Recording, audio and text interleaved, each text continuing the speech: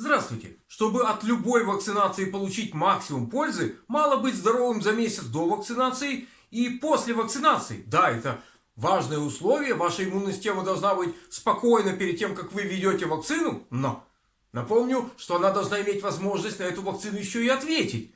Потому что вакцинацию испытывают, новые вакцины испытывают на практически здоровых людях, у которых нет проблем с иммунитетом и с организмом в целом. Поэтому я, диетолог Борис Скачко, советую вам дослушать это видео до конца, и вы узнаете еще несколько возможностей, как повысить вероятность выработки надежного иммунитета после любой вакцинации, особенно после слабой вакцины, которая требует ревакцинацию.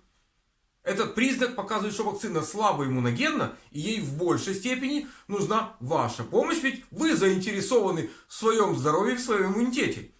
Итак, учитывая то, что ваша иммунная система отвечает на вакцину выработкой антител, а антитела белки, то понятно, почему эксперты ВОЗ в холодное время года советуют увеличить количество белковой пищи в рационе.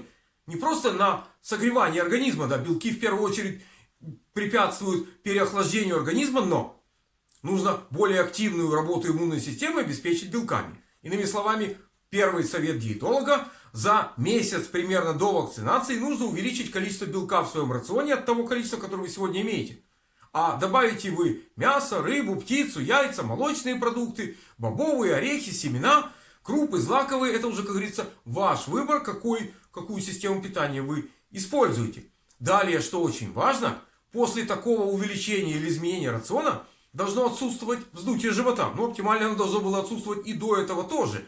Если у вас метеоризм или во вздутие живота присутствует, а проверить очень легко постукиванием по животу, если звук аналогичен постукиванию по бедру, у вас прекрасная работа пищеварительной системы. А если более звонкий звук, как по надутой щеке, то в этом случае вам нужна консультация вашего семейного доктора, который поможет улучшить работу вашей пищеварительной системы.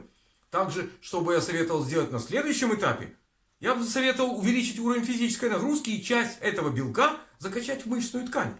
Напомню, что мышечная ткань — это депо белка, которое вы можете использовать по своей надобности. Далее, когда вы вводите вакцину, тоже очень важно делать правильные движения. Белковое питание у вас остается, а вот физические нагрузки вы уменьшаете до минимума на ближайший месяц как минимум, и до завершения выработки иммунитета, то есть примерно на месяц после второй или третьей ревакцинации, которая нужна, возможно, будет по введению разных вакцин. Каждая вакцина имеет свои особенности.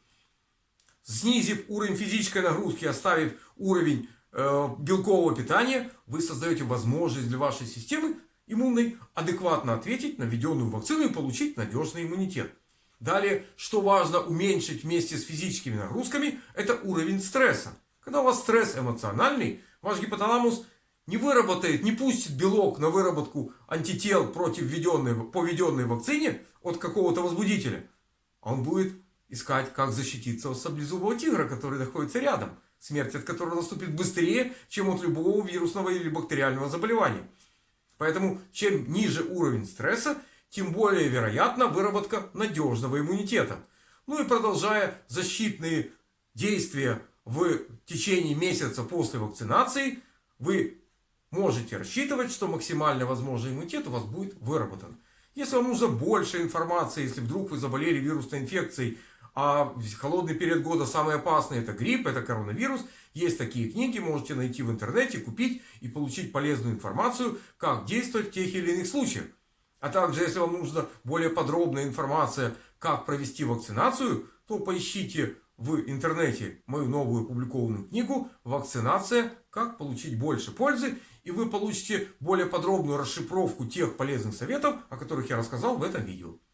Если у вас какие-то короткие вопросы есть, пишите их в комментариях. Если у вас есть какие-то свои мнения, опять-таки комментарии для вас открыты.